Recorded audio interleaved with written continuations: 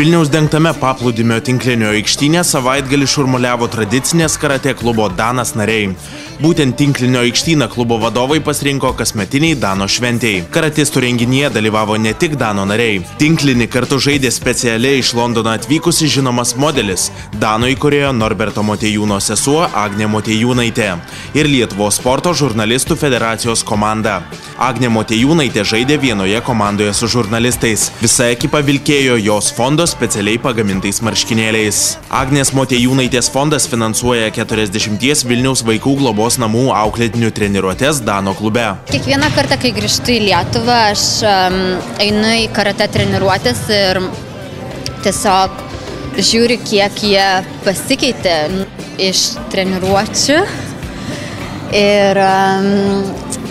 Ir iš karto matosi pažanga, kai vaikai pradėjo sportuoti prieš metus ir dabar.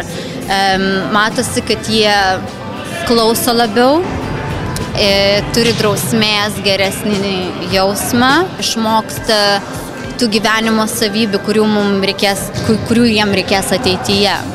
Kiekvienais metais organizuojam tokį klubinį renginį ir šiais metais buvo būtent sugalvota, kad dalyvausim būtent tarp paplūdimio tinklinio turnyrį. Susirinko 6 komandos iš klubo draugai susirinko, dalyvauja ir remia AMF fondas ir turėjom puikią galimybę žiemą pasportuoti ant smėlio. Per turnyrą paaiškėjo, kad sporto žurnalistai tinklinio aikštėje jaučiasi geriau už karatistus. Būtent svečiams ir atiteko pirmoji vieta. Per renginio uždarimą klubui Danas padėko žodį tarė ir Lietuvos sporto žurnalistų federacijos generalinis sekretorius, dienraščio Lietuvos rytas žurnalistas Gintaras Nenartavičius. Jis klubo nariams padovanojo apie federacijos veiklą išleistų knygų. Savo ruožtų Norbertas Motiejūnas pakvietė žiniasklaidos atstovus išmėginti jėgas ir karatė treniruotėse, kurias Danas nuo vasario 27 dienos rengs naujai įrengtoje salėje Dvasinio ugdymo ir sveikatingumo centre Udumbara. Tradicinio karatė do klubas Danas gali pasidžiaugti dideliu žingsniu į priekį.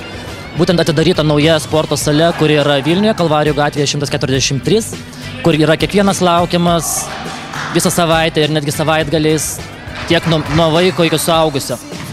Taigi visus kviečiame maloniai apsilankyti, su džiaugsmu lauksime, kur galėsite lankyti ne tik tai karatė, bet ir jogos treniruotės.